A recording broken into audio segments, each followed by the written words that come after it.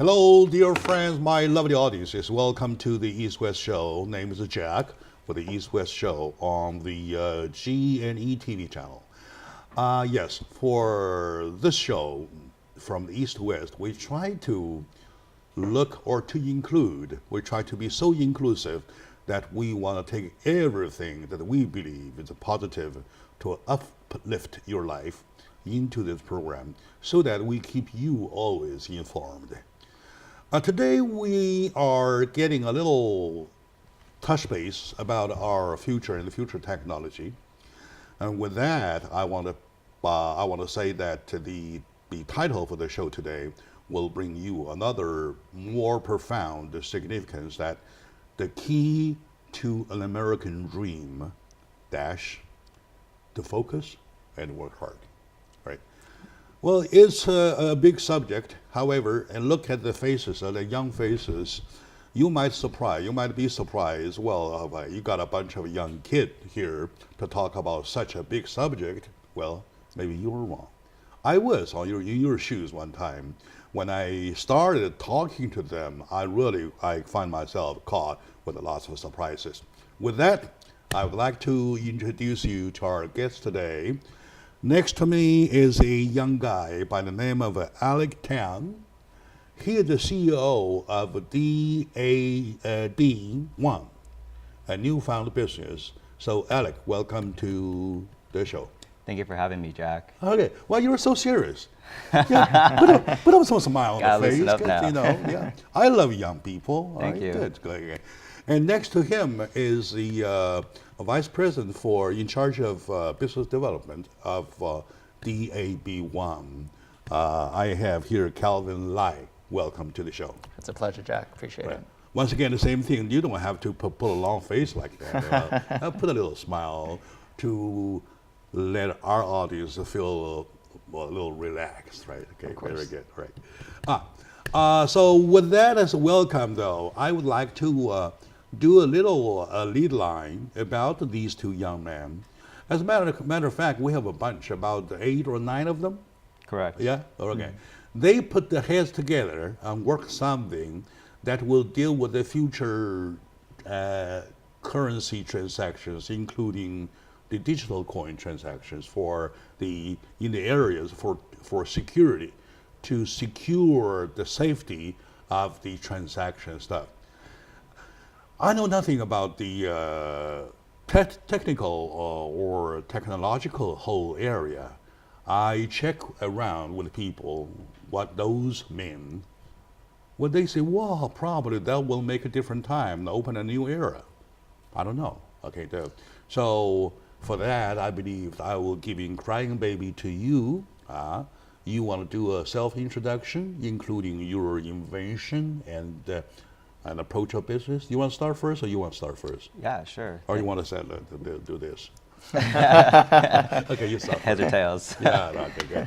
So, hi, my name is Alec. I'm the CEO of DAB1. I pretty much grew up in Los Angeles, went to school in the nearby area, and also went to UC San Diego, where a lot of my entrepreneurship started coming about. One of the fun facts, back in high school, I used to burn CDs. And by the way, looking at your face, I'll feel more comfortable hearing the word about ski board rather than entrepreneurship. You make me nervous. Quite a challenge. Go ahead. What's your favorite food? Oh, yeah, sure. That probably. What's your favorite movie? Right? That will probably relax me. Go ahead, please. Oh yeah, absolutely. Yeah. So go back to San Diego. Oh, San Diego. So I went to school for econ. Right there at that time, they recently built an MBA school there. So as an undergrad, I tried to take on as much courses as I can that's available for an undergrad. And by the time I graduated, they finally offered like a business minor. But by that time, I wasn't. I was about to graduate with an econ major. And then shortly after, I've been in the field of finance, especially here in LA. Moved back from San Diego to LA and started working from there, where I built a lot of my financial pedigree that way. And then these last 2 months has been which we'll touch on later with the whole crypto space. Yeah. It was where the idea came about. But yeah, I mean, I love to go play golf. I love to go eat around LA and explore with my friends.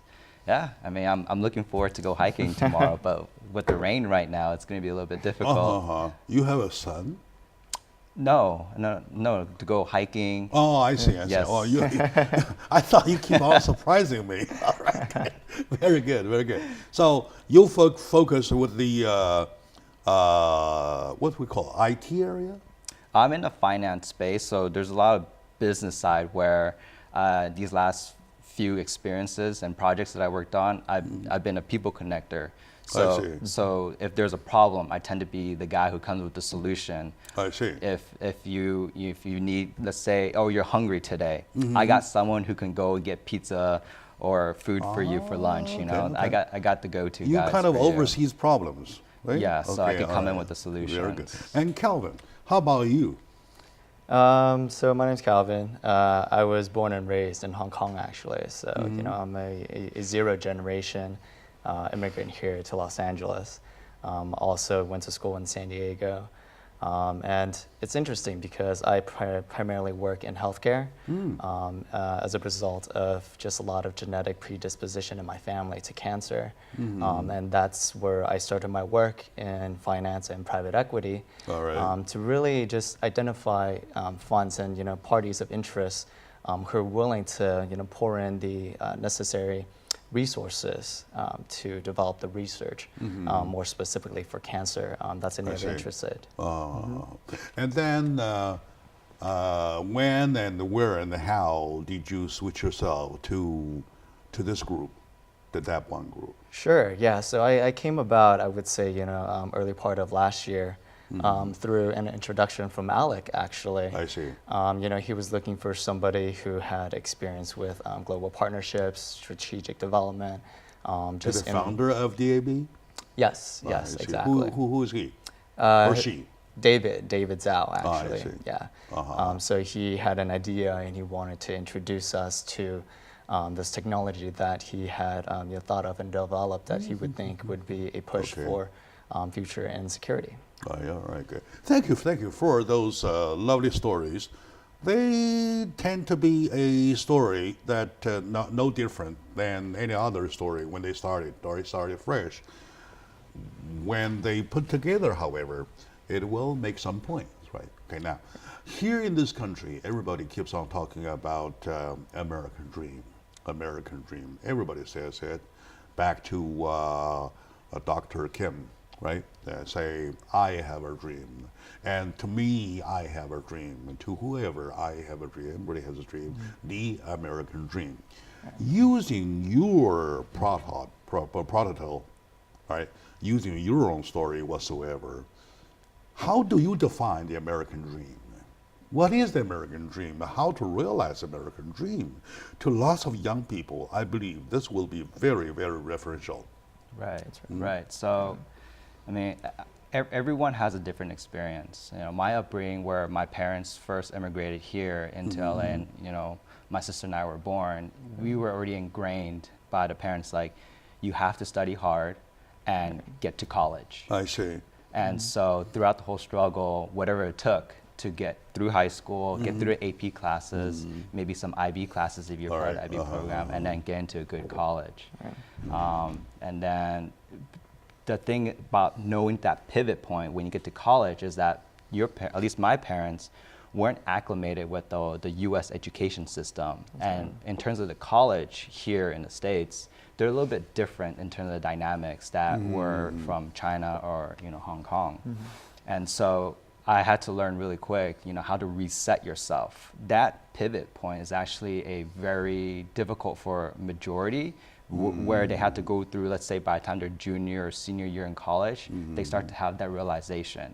So if you're able to adapt to the current market, the new environment of college, then you get to see your new goals and where you want to go, your route. I mean, all right. That is a very strong perspective, right? Yeah. Calvin, probably you can indicate from others. And nowadays, if you look at those successful entrepreneurs. For example, take Bill Gates, for example.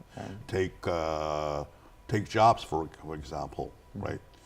So business sounds to me, I mean, the more successful business, the more fact or the more possibilities are that they started in the garage, not in a college, not in a university, not in an ivory, whatever school. Right? Right, So sure. how do you explain that fact? I think it's interesting. There's a lot of aspects of business where they teach you in school that it really requires education, right? But given the examples that you listed, Steve Jobs, Jeff Bezos for Amazon, these guys, they felt that education was really hindering their minds, right? They thought that a lot of intelligence and bright ideas and creativity was outside of the boundaries that the education system set for them. So I think, with that perspective, you can really just kind of grind into it and think, why not, experiment elsewhere? Good, very good. Continue. Every time when I nod my head, I'm not cutting you off, right? Don't feel nervous about it. No, not at what all. I'm saying, what I'm trying to say is that I just want to help those kids who are not graduates from major, big sounding name schools. Sure, Right. They are kind of sometimes they discourage to say, hey, he's from Howard. I'm from a local small one, a teeny tiny hole on the wall school or something like that, right? Right. Okay. They get discouraged. My point is that you don't want to be discouraged by that because it's you. Look at yourself as a Steve Jobs. Look at yourself as a Bill Gates. Look at yourself as you got your own garage, right? Check your mom. Sorry, use your own garage. Well, that's the point. Right. So it is not necessarily always to have a high ranking with a lot of Teslas on the head or whatsoever. School, it is you. That's why I say focus and work hard. Correct. You So agree? I agree. So I want to add on top of that too is if I was hiring someone, right? Because I was there at one point in time. I came into a career drive late.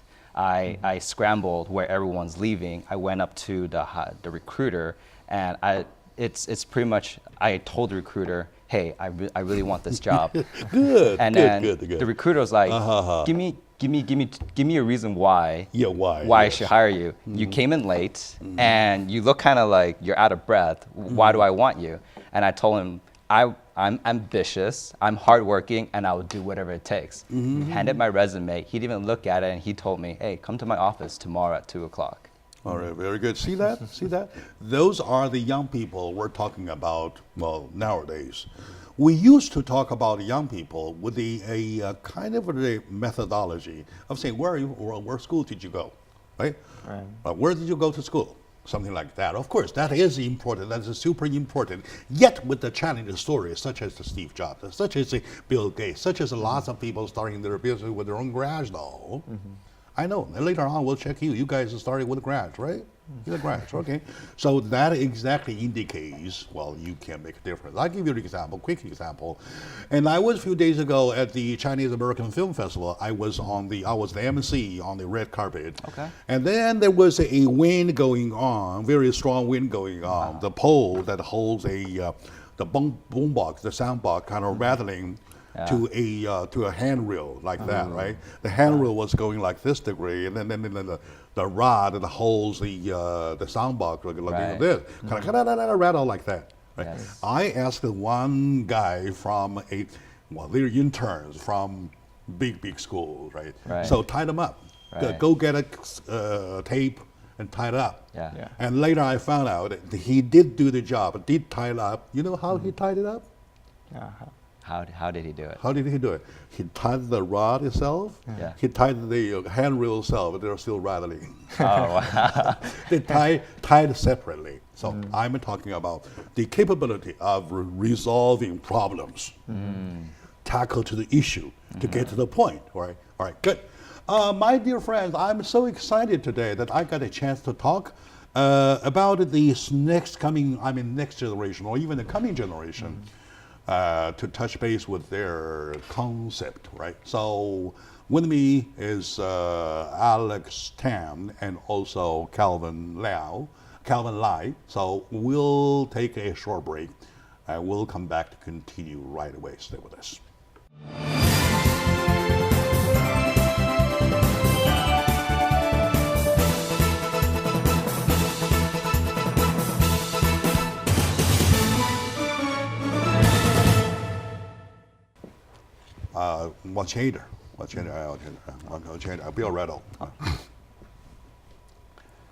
Action.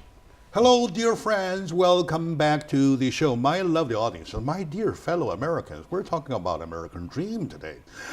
Today, joining me in talking about American Dream are, as you can see already, two young people. Look at the faces, you see the future. And I really started the show with lots of trepidation. Say, do they know that much? Well, it started, showing that way, they do know a lot. With me, my friend, Alec Tan. Alec, welcome back to the show. Thank you for having me. He is the CEO of DAB, a business called the DAB1 digital chain technology company, founded on the somebody's garage. All right, good. And next to him is the Vice President for Business Development. We have Calvin Lai. He was born in Hong Kong, however, spent most of his long life in America. So he is a part of it, also for the business of DAB1.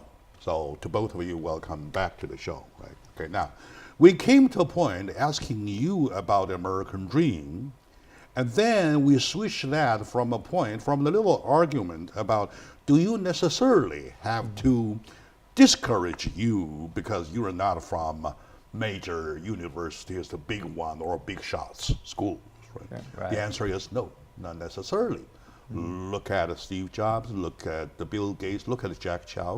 Well, it doesn't matter.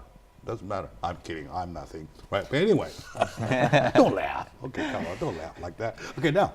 So the point is said though, I heard that you guys and David started your own business in somebody's garage. Correct. That's right. Was that right? Correct. You want to tell a story a little bit? Yeah, sure. So David and Alec recruited me, just over the phone, and they said, they were looking for somebody to, work on this technology that they thought of. I wasn't given much context, but I think on a whim, I decided, why not? I think the point of even creating your own business, essentially what we're talking about here today is the American Dream. Is to be able to experiment and be creative, right, with what you can really do. And you won't really know that until you get your hands dirty. So I think, I decided, why not? I'll go to David's and Alec's place. Let's talk about it. Let's talk shop. So, they started entertaining me with the idea of, blockchain technology and what it really means to build a future where we can, really safely transfer secure funds from person to person, which is already a concept here, in modern society. Right. It's just a different venue and medium now, right, that we're talking about. Okay, very good. And how did you come to get involved with this project or projects? So David and I, we were tinkering around the cryptocurrency space. So when Bitcoin back in, let's say, 2014 was starting to grow, where there's a adoption of the market of trading these value for dollars, we started to look into mining, where we have hardware to actually verify the blockchains, to actually receive rewards of small Bitcoin amounts. I see. And so when David and I kept talking about where will this lead, and we came to a thought process where this can be a currency that has no borders nor location of country where it corresponds. So essentially, I could take the same amount of Bitcoin and actually use it as a form of tender in exchange for a value of goods, such as a cup of coffee. And so, and I could do this with someone, let's say, on the other side of the country, and it could happen instantaneously, where banking institutions may have to take a few days just to actually have that verify. Correct. But this is almost instantaneous, where I can get it in a matter of minutes. I see. And then when you say that you brought Calvin to David, though, Was he, I mean, were you in that case presenting yourself for that job, or that group of young people trying to get like-minded people together to form a group? There's different concept. Right. One is recruiting, the other is looking around for like-minded people. Correct. Yeah. So which way did you go? Did you guys go? it's actually very interesting that you brought up that question. When we were trying to come up with the concept of DAB, trying to solve the solution of actually delivering trust and security to before these transactions occur, we had a team of developers to actually to ensure that the software works so that we can actually sync up to the blockchain. But now that product is actually set in stone in a sense that now we're confident enough. How do we grow this business? Where can we take this product into the market? And so that's when I thought of Calvin, like, hey, Calvin, you interested in some cryptocurrency stuff? Okay. I see. Now I understand that you in charge of business development, though, and this question probably I should address to you. How do you see about the marketing future of this? I think Of the technology, Sure. of the projects. Right. So, cryptocurrency is slowly being accepted as a form of payment. And you can see that with billion-dollar revenue companies like Microsoft, PayPal, Expedia, Newegg, just to name a few, right? Accepting Bitcoin as form of payment for their products and services. So you can really see this paradigm shift, right, from using traditional money transfers or, any type of exchange POS software. Transferring funds from one party to another in exchange for goods and services. So, I saw this as having, immense potential to be disruptive in the financial institution establishment. And given my background in global partnerships and strategic development, I think that I could leverage some of my connections and connect private equity funds to really drive the resources that's necessarily in order to fund our organization and push this project ahead. Right. In other words, you guys started not only from the technical way for technology itself, but also from the practicality way, looking into the market. Right? Do you have anybody in your group looking beyond into the future, trying to predict whatever, look forward a little bit like a visionary, see a tendency of going to be totally accepted in the future market? Correct. In hindsight too, we're still in the garage hashing out all these ideas. Okay, very good. All right. Garage is not bad. Garage is a big word. It's now. a great environment. Yeah, sure.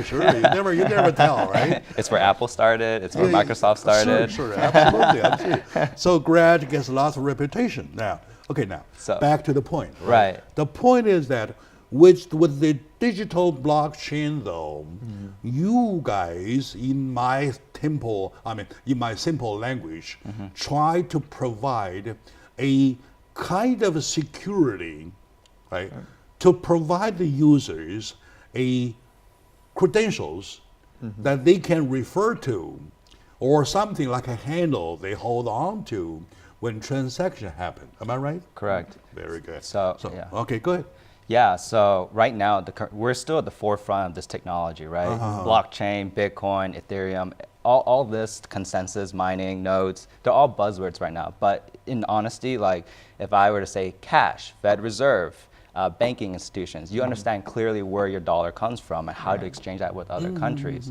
But with the whole cryptocurrency space, we're still at the forefront that market adoption is also very early on to use as a form of tender when you make that payment at online or at a brick and mortar. But in other words, as a bunch of young people, you predict that someday, somehow, it will go prevailing. It will prevail. Of course. Right, it will, right? How?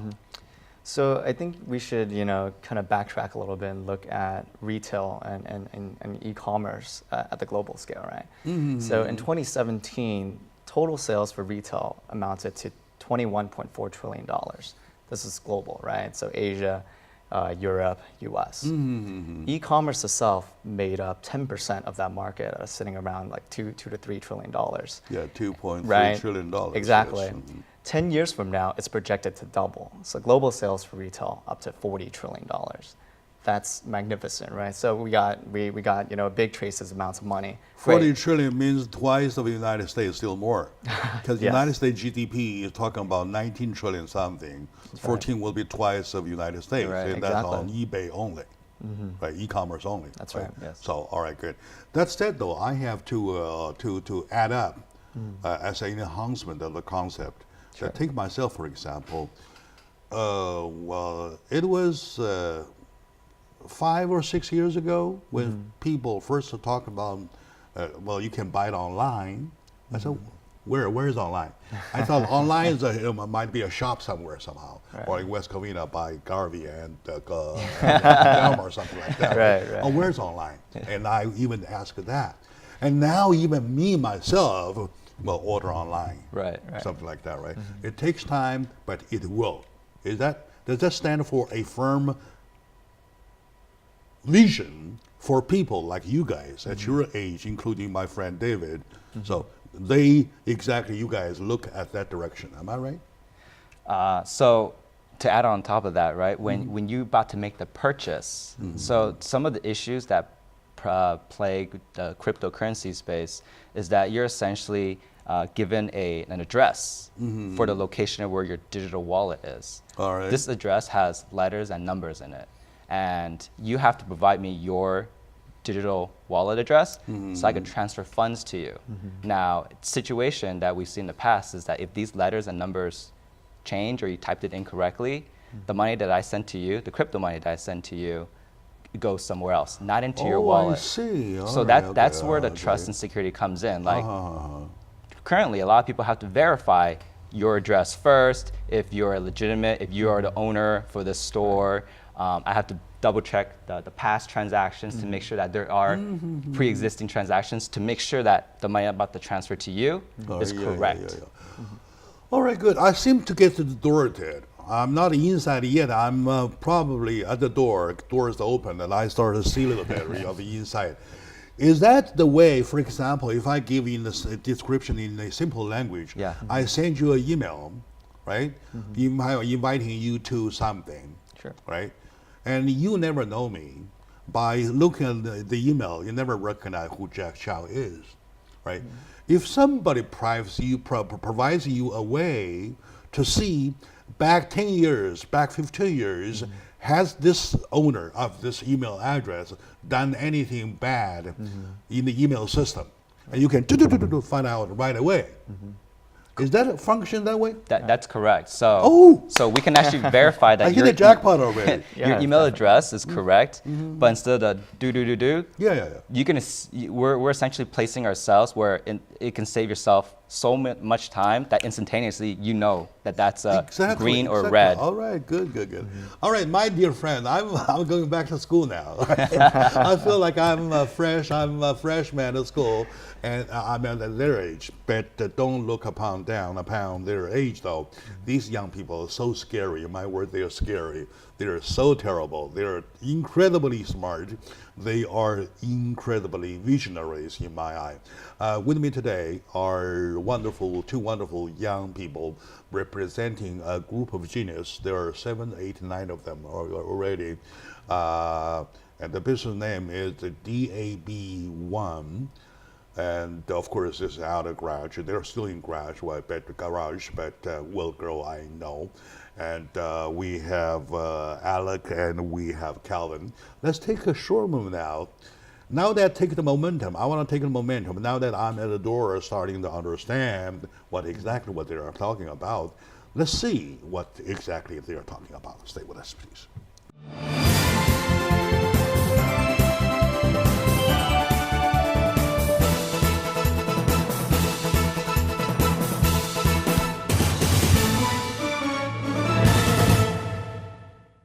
Hello, lovely friends, my dear audiences. Welcome back to the show. Like I said, my dear fellow Americans, we're talking about American dreams. Today, in talking about American dreams, I have two wonderful new friends joining me. However, they're so young. Don't look down upon their age, because these people these days they're so scary. I feel kind of like, oh my God, I feel that they are coming to me. They are coming to get me. Because I'm too old or I'm too dummy. I don't know, but looking at the technology now, we're looking into a new era which is opening. And these young people are working on this new project. With me, we have Alec Tam, who is the CEO of an organization called the DAB1, and is a marketing vice president. And for business development, we have Calvin Lai. So altogether, we represent a group of genius, the DAB group, the DAB group, right? So Yes. what do DAB stand for? Defending all blockchains. Oh, defending all blockchains, like LAPD, some kind of thing, right? Right. I'm kidding. Defending blockchain. The blockchain as a total concept comes to me. I was caught beneitedly. I know nothing about. Now I learn a little bit, talking about the fact by using an email address provides you, hey, say, here is something to, for example, Calvin, using my name, my email address. There's a way that he can verify back 15 years or 20 years, have I done anything bad with this email? Correct. Right, good. Correct. So you're talking about preventing or defending all what is it? Blockchains. Blockchains, yes. All blockchains, right? So Right. from that point on, I believe that you can do a little further explanation. Then my audience will get the whole thing. All right. So right now, blockchains just is a very simple concept where every transaction that we make is on a public ledger. And this public ledger, it gets encrypted into these blocks. And the blocks require a community where there's a consensus to verify these transactions. And if it shows, so that way you don't have double charges, you don't have any bad actors trying to duplicate transactions. And so once these blocks get verified, your transaction that I exchange cryptocurrency between two parties gets my money goes to you in a matter of seconds to minutes. Right. And so this block continues to create another block of other new transactions. Therefore, there's a blockchain that happens. That's called chain. Correct. Okay. And then with the chain later on, if anybody want to verify you, and the chain provides all the information, right? Am I right understanding the whole thing? Yes, that's right. I think it's good for us to put a even further analogy to this, right? So traditionally, the way of sharing information, right? You, let's say, share a Microsoft Word doc or an Excel spreadsheet, right? You create revisions to it and you send it off to another party.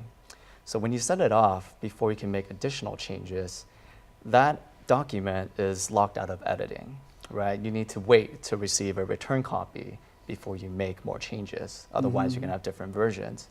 So why blockchain is such a powerful collaboration technology is that two owners can access. So blockchain is a very powerful collaboration technology because it allows multiple users to look at the same type of data, same type of information and transactions at the same time. But it's very efficient in the sense that you aren't able to edit any of this information. Whatever is placed on the ledger, it's immutable, it's incorruptible. I see. And You that's can't why change it. Yeah, you can't change it at all. You can't wipe anything bad off. No. So if you've done something wrong, there's fraudulent activity, I you see. can trace back for as long as possible, just I back to see. its origins. I see. Very good, very good. And of course, the whole United States is built upon credit, right? Right. And well, not only the banking system. You're talking about the car purchase whatsoever, even the grocery stores, and you just swap your card, whatsoever, slide your cards, you get to what your merchandise, right? Right. And this whole thing is based upon a credit check. Correct. You're talking about in the world, in the cyber world, when the digital transactions are happening, you're providing the same thing. Similar, but essentially the same thing, yes. And however, after his explanation, we understand that is not even uneditable.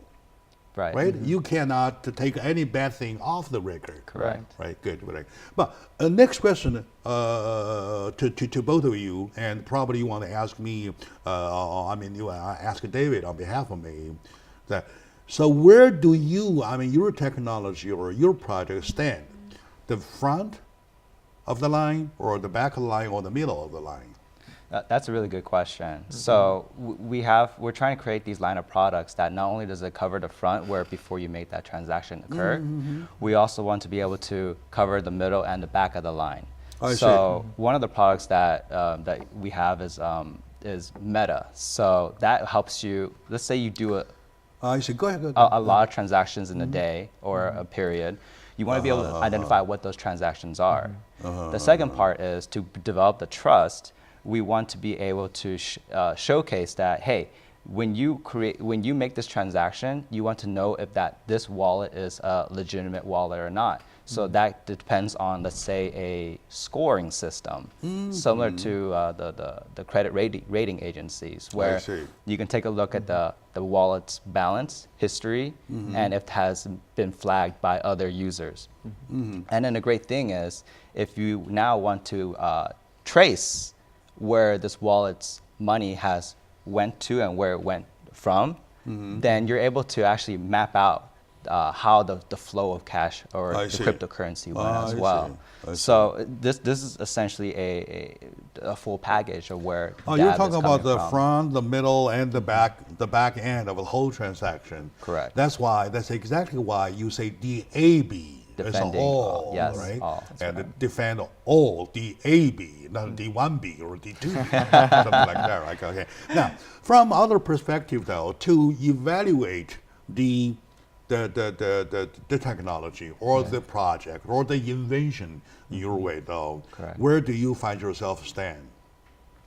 So with the very vanguard of the whole line? So in regards to, let's say, the 5-year plan that we have, we're essentially developing currently in the garage our foundation. And so with this foundation, our developer is able to develop even more robust platform for our users in delivering trust and security. I see. I mean, okay, so back up a little bit, that blockchain technology itself is supposed to be decentralized, meaning that not one person holds all the data.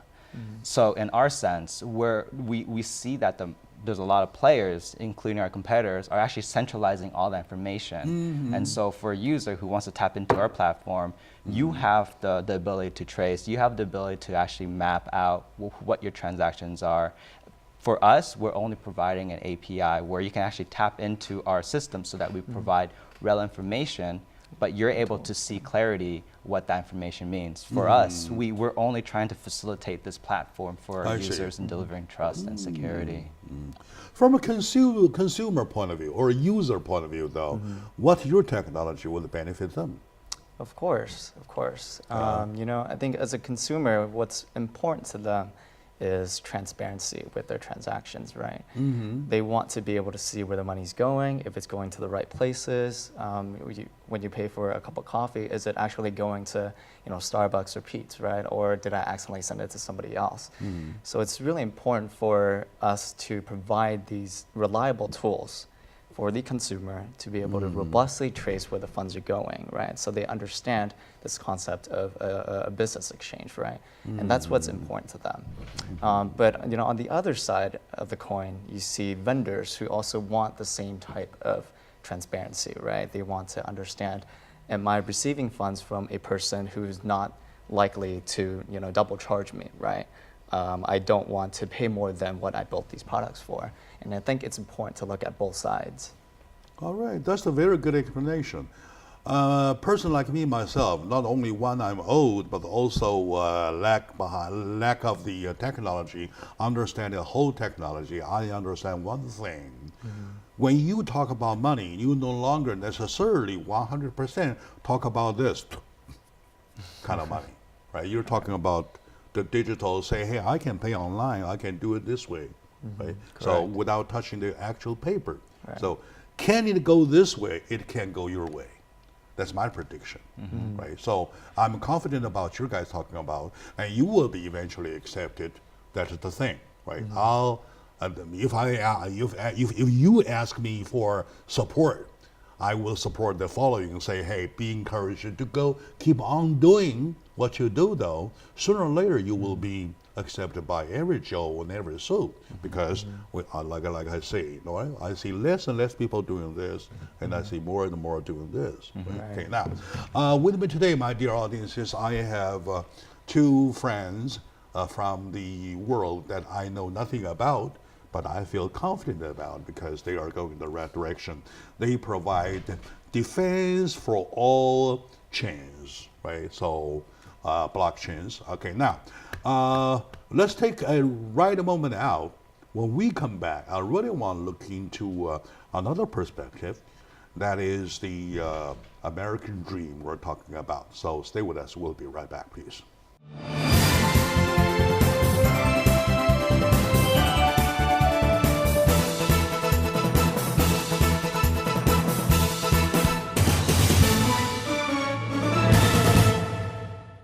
Hello, dear friends, my lovely audiences. Welcome back to the show, talking about American Dream. With two young people, I feel number one, I'm young again. Number two, I started seeing something which I was confused about, and yet it shows so far very positive that if you will slow down yourself a little bit, you can, if you can accept the fact that you don't have to do money this way, you do money this way, of course you will accept someday, somehow, the digital coin, the blockchain coins will go prevailing. Well, no surprise.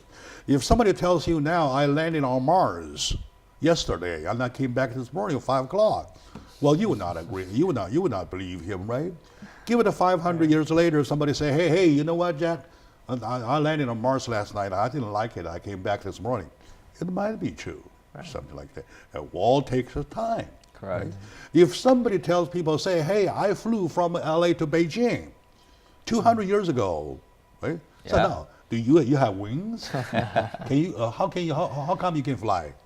Right now everybody can, right? You tell Right. me, well, I flew to Beijing last night. I came back. Right? So they only doubt about your speed or Yeah. the hours, but they will not doubt the fact that how you fly. Right. You don't have to flip your wings like that, right? Right. Okay, now, you don't even have to fly. You're You gonna be just on sit there. rockets. You just sit there and wait for the plane to fly, something Right. like that, right? So everything is possible if you think the right way.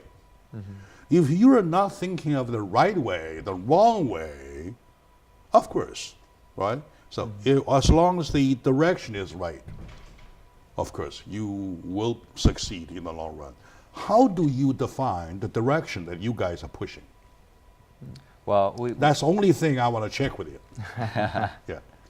so the way that we make sure that we're pushing in the right direction is a lot of awareness and also staying up with current events. You know, a lot of stuff that we grew up learning is soft skills that now you can actually start applying it. So what I do every day is I communicate with my team, and I also, you know, see where the market is, see if we're heading in the right direction. And the biggest thing that we're trying to identify is what's the problem in the market and what are we really solving?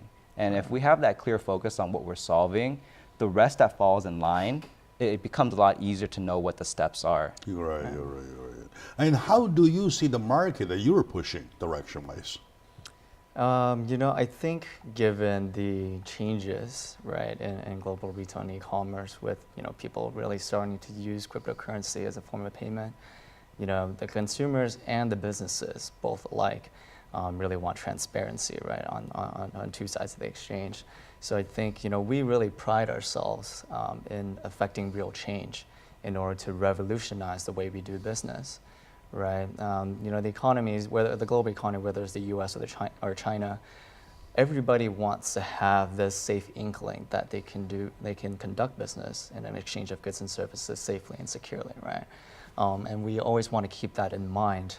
And when we push out our products, are we addressing the right problems? Are we actually, you know, doing good benefits and advantages for the market in the direction that it's going along and traveling toward? Good. I agree with that, and I find myself in a supporting position to that.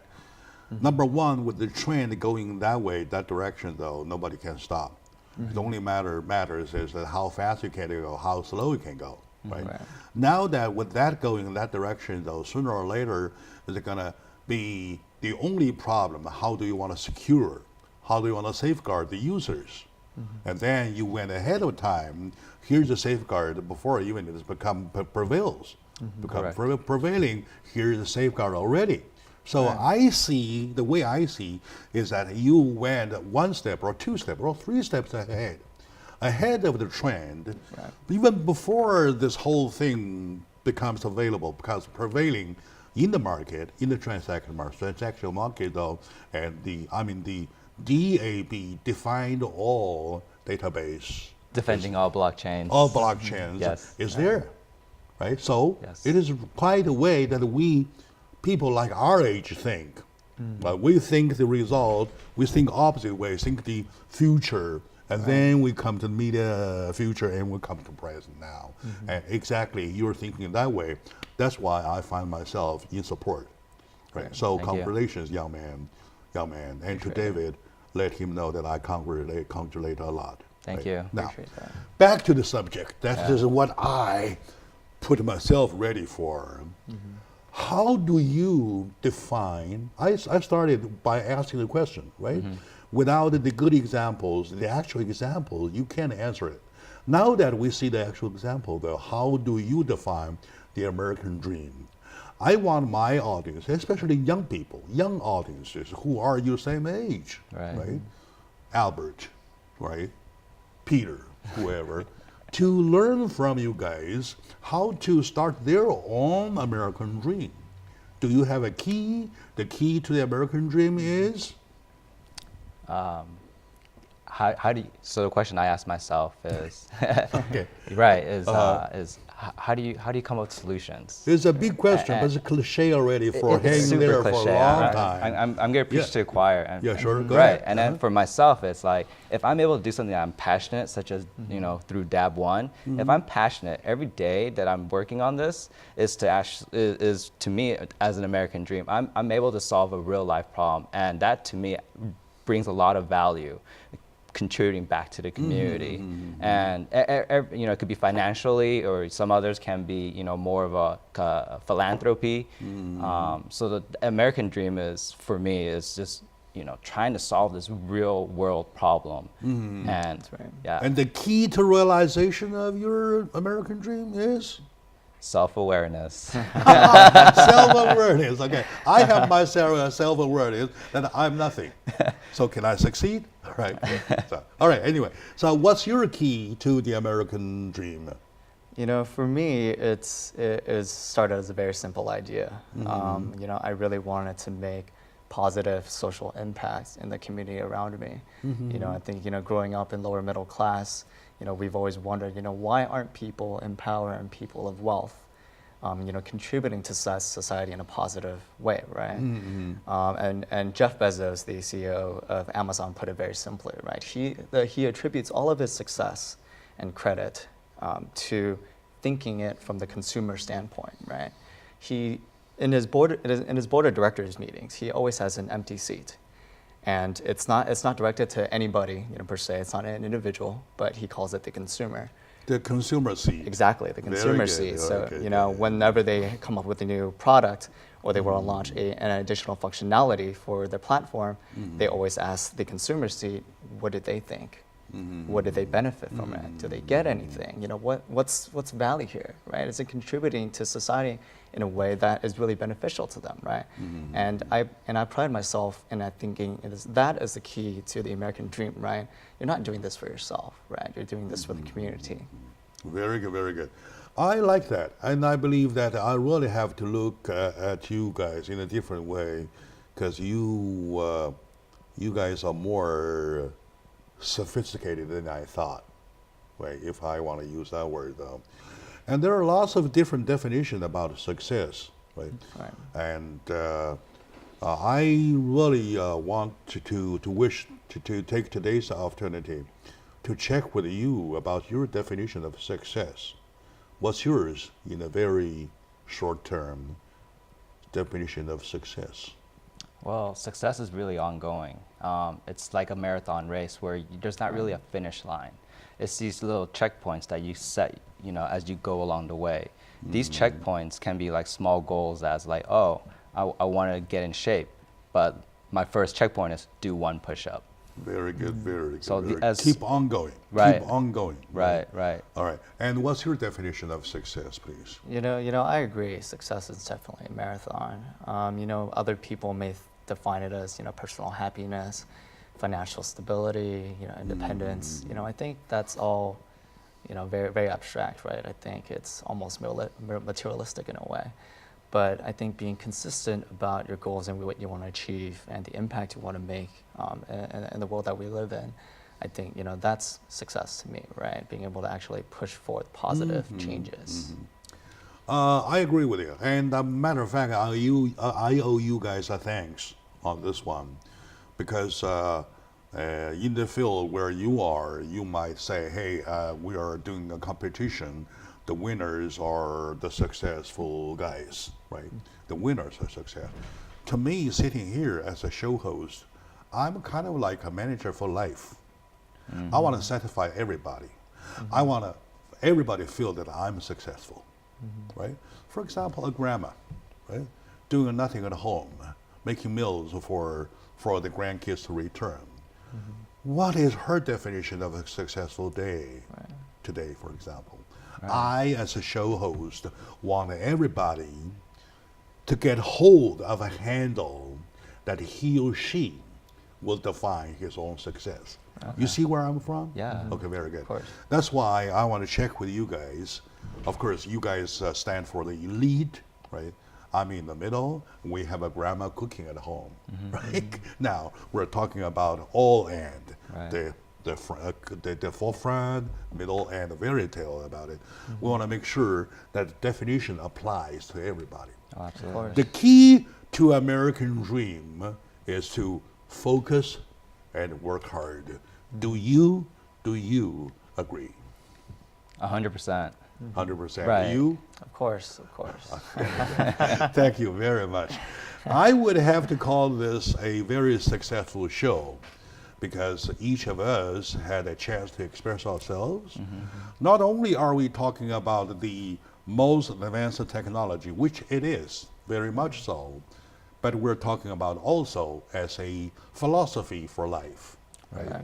Keep on working, keep taking it as a marathon with no ending line. You keep on going. There's only a few checking points, that's it, whereby you can drink on water. Water. That's Take it. a break. And keep on going, right? And then, in a sense, you enjoy what you do. You concentrate on what you do. All right? So we all sum it up to the key to American dream is to focus and work hard. All right, good. We're a little over time, but we're happy. With me, my good friend Alec and my good friend Calvin. So thank you very much, my dear audiences. I have a feeling that we probably should do more shows with the young people. I feel kind of like, well, I'm kind of like, I'm brighter. I'm smarter than before anyway. So I'll see you next time. And to you, thank you very much. Thank you, you. Jack.